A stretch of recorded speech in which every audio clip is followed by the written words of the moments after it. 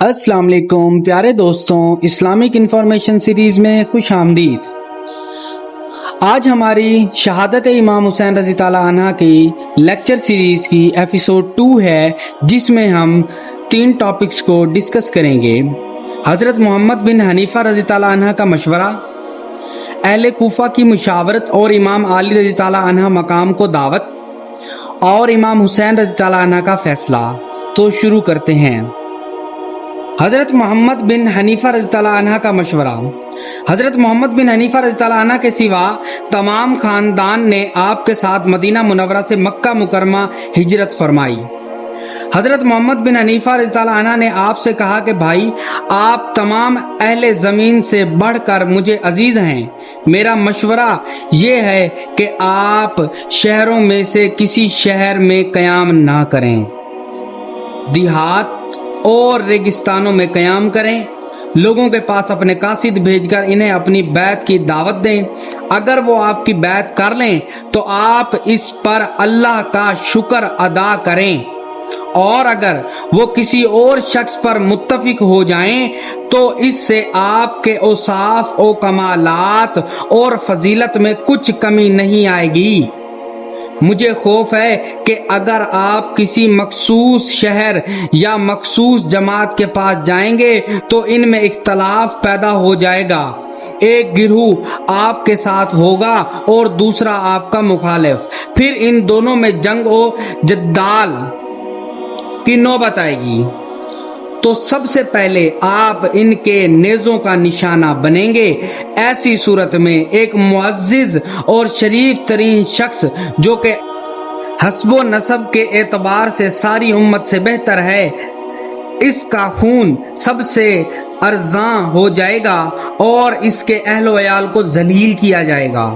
ये सुनकर हजरत इमाम हुसैन रज़ी ताला अन्हा ने फरमाया कि भाई, फिर मैं कहाँ जाऊं? तो मोहम्मद बिन हनीफा रज़ी ताला अन्हा ने कहा कि आप मक्का चले जाएं। अगर वहां आपको इत्मीनान हो जाए तो ठीक, और अगर इत्मीनान ना हो तो फिर आप रेगिस्तानों और पहाड़ों की तरफ चले जाएं।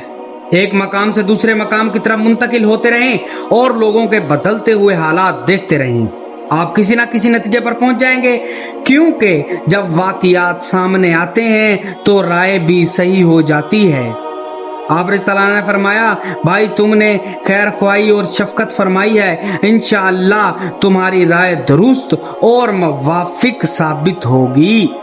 हजरत इमाम हुसैन रज़ी ताला अन्हा जब अपने अहलो अयाल के हमरा मदीना मुनव्वरा से निकले तो आप ये आयत पढ़ रहे थे, जिसका मफहूम ये है कि आए मेरे रब, मुझे जालिम कौम से निजात अता फरमा।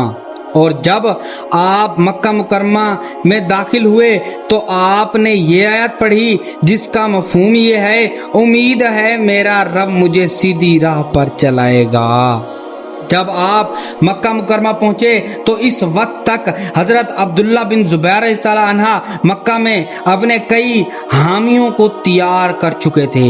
यजीद ने रमजान 60 हिजरी में वलीद बिन अकबा को माजूल कर दिया और इसकी जगह उमर बिन साद को मदीना का गवर्नर मुकर्रर किया। उमर बिन साद ने और एक रवायत के मुताबिक खुद यजीद ने मक्का मुकरमा का मुहासरा कर लिया। हजरत अब्दुल्ला बिन जुबैर रज़ी ताला अन्हा को गिरफ्तार करने के लिए 2000 सिपाहियों पर मुश्तमिल एक लश्कर मक्का मुकरमा को रवाना किया। लश्कर ने मक्का मुकरमा का मुहासरा कर लिया। हजरत अब्दुल्ला बिन जुबैर रज़ी ताला अन्हा ने मौसर दिफा किया।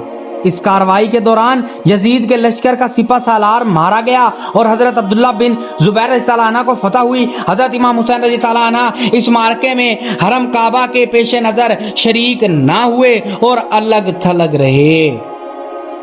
अहले कूफा की मुशावरत और इमाम अली रज़ी ताला अन्हा मकाम को दावत। कूफा शहर इस एतबार से हजरत अली शेर खुदा रज़ी ताला अन्हा के शियों और महबूं का मरकज और गढ़ था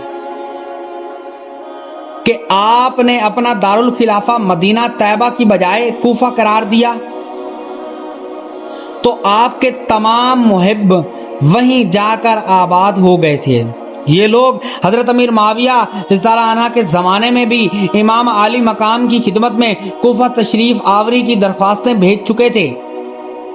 اب جب انہیں یہ پتہ چلا کہ حضرت امام حسین رضی اللہ عنہ، حضرت عبداللہ بن زبیر رضی اللہ عنہ اور حضرت عبداللہ بن عمر رضی اللہ عنہ نے یزید کی بیعت سے انکار کر دیا ہے، اور یہ بھی علم ہوا کہ مکہ کا پہلا مارکہ حضرت عبداللہ بن زبیر نے سر کر لیا ہے، جس میں یزیدی لشکر کو ناکامی کا منہ دیکھنا پڑا ہے، تو اس سے کوفہ کے شیعان علی رضی اللہ عنہ کے حوصلے بلند ہو گئے۔ انہوں نے ایک شخص سلیمان بن سرد الغزامی کو اپنا لیڈر تسلیم کیا اور اس کے گھر پر ایک مجلس مشاورت طلب کی۔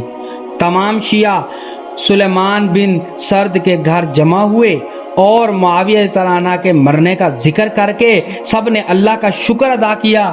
پھر سلیمان بن سرد نے سب سے کہا کہ معاویہ رضی اللہ عنہ ہلاک ہو گیا ہے اور امام حسین رضی اللہ عنہ نے یزید کی بیعت سے انکار کر دیا ہے اور مکہ چلے گئے ہیں۔ تم لوگ ان کے اور ان کے باپ کے شیعہ ہو، پس تم خوب جان لو کہ اگر تم ان کے مددگار بن سکتے ہو اور دشمنوں سے جہاد کر سکتے ہو تو ان کو لکھو، اور اگر تمہیں اپنی کمزوری و بزدلی کا اندیشہ ہے تو ان کو دھوکہ نہ دو۔ سب نے کہا کہ ہم ان کو دھوکہ نہیں دیں گے، بلکہ ہم ان کے دشمنوں سے جنگ کریں گے اور ان پر اپنی جانیں نثار کریں گے۔ سلیمان نے کہا کہ پھر تم انہیں لکھو، جس پر انہوں نے آپ کی طرف اس کثرت سے خطوط لکھے کہ خطوط اور بعد میں وفود کا تانتا بندھ گیا۔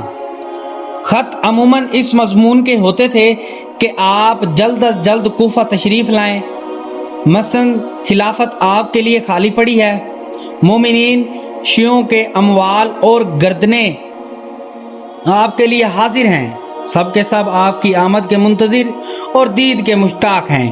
آپ کے سوا ہمارا کوئی پیشوا اور امام نہیں، آپ کی مدد کے لیے لشکر موجود ہے۔ ہم جمعہ اور عیدین کی نماز پڑھنے نہیں جاتے، جب آپ تشریف لائیں گے تو ہم اس کو کوفہ سے نکال باہر کریں گے۔ امام حسین رضی تعالی عنہ کا فیصلہ۔ حضرت امام حسین رضی تعالی عنہ کے پاس جب یہ خطوط پہنچے تو آپ کی ہمت اور غیرت دینی جوش میں آ گئی۔ آپ نے امر بالمعروف اور نہی عن المنکر کے لیے علم جہاد بلند کرنا اپنا فرض سمجھ لیا۔ اس پر حضرت عبداللہ بن عباس رضی اللہ عنہ، آپ کے دیگر عزیز و قارب اور کئی جلیل القدر صحابہ اور تابعین نے آپ کی خدمت میں درخواست کی کہ حضرت آپ کوفہ تشریف نہ لے جائیں۔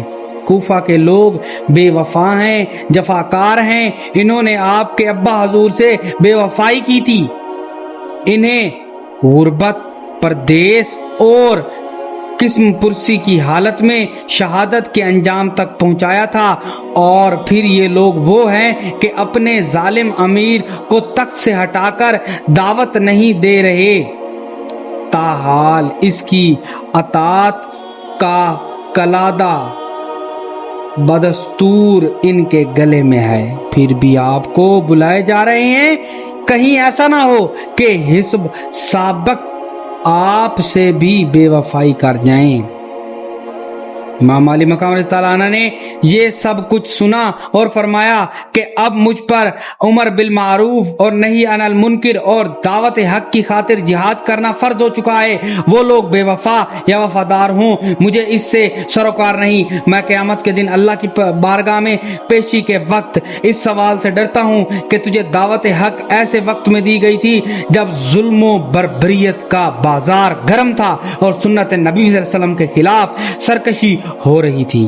دین اسلام میں بدعات و خرافات کو رواج دیا جا رہا تھا، لوگوں کے حقوق سلب ہو رہے تھے، آزادیاں چھینی جا رہی تھیں، اسلامی شعار نشانہ تذیح بن رہے تھے، اسلامی حکومت و قانون کا تصور مذاق بن کر رہ گیا تھا۔ حسین رضی اللہ عنہ، اس وقت تو نے اس بغاوت کے خلاف جہاد کا علم بلند کیوں نہ کیا؟ پھر یہ بھی بتاؤ کہ اس وقت میں کیا جواب دوں گا جب کوفیوں نے قیامت کے روز بارگاہ الہی میں کہا کہ ہم نے تو بہت کوشش کی تھی مگر امام بیعت کے لیے راضی نہ ہوئے تھے، لہذا ہمیں یزید کے ظلم اور تشدد سے مجبور ہو کر اس کی بیعت کرنا پڑی۔ اگر امام ہاتھ بڑھاتے تو ہم اپنی جانیں فدا کرنے کے لیے تیار تھے۔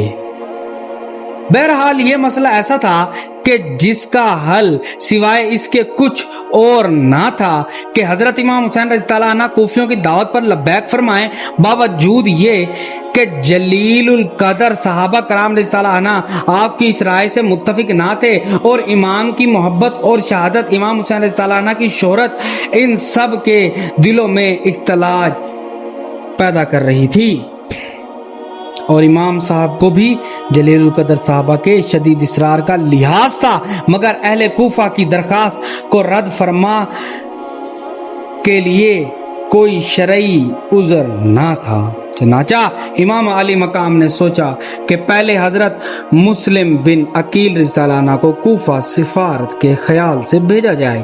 اگر کوفیوں نے بدعہدی اور بے وفائی کی تو عذر شرعی مل جائے گا، اور اگر وہ اپنے عہد پر قائم رہے تو صحابہ کو تسلی دی جا سکے گی۔ چنانچہ آپ نے حضرت مسلم بن عقیل کو کوفہ سفارت کے خیال سے بھیجا اور فرمایا کہ اے میرے بھائی مسلم، کوفہ جا کر حالات کا جائزہ لو اور وہاں کے حالات کا جائزہ لے کر مجھے خط لکھو اور مشورہ دو کہ آیا میرا وہاں جانا مناسب ہے یا نہیں، کیا لوگ یزید کی بیعت توڑنے اور میری بیعت کرنے کے لیے تیار ہیں۔ آپ رضی اللہ عنہ نے حضرت مسلم بن عقیل کو کوفیوں کے خطوط کا جواب لکھ کر دیا کہ جو کچھ تم نے مجھ سے بیان کیا ہے وہ تمام میں نے جان لیا ہے۔ میں نے تمہارے پاس اہل بیعت رضی اللہ عنہ میں سے اپنے قابل اعتماد چچا زاد بھائی مسلم بن عقیل رضی اللہ عنہ کو بھیجا ہے اور انہیں کہا ہے کہ وہ تمہارے حال کے بارے میں مجھے لکھیں۔ اگر انہوں نے مجھے لکھا کہ جو کچھ تم نے لکھا ہے وہ عقل مند اور بزرگان قوم سے مشورہ سے لکھا ہے تو میں انشاءاللہ بہت جلد تمہارے پاس پہنچ جاؤں گا، اور میں اپنی جان کی قسم کھاتا ہوں کہ امام وہی ہے جو کہ کتاب اللہ پر عمل کرنے والا ہو۔ پیارے دوستوں، اگر آپ کو ہماری ویڈیو پسند آئی ہو تو اس کو لائک، سبسکرائب اور شیئر کر دیں، اور مزید اس طرح کی ویڈیو دیکھنے کے لیے ہمیں سپورٹ کریں۔ شکریہ۔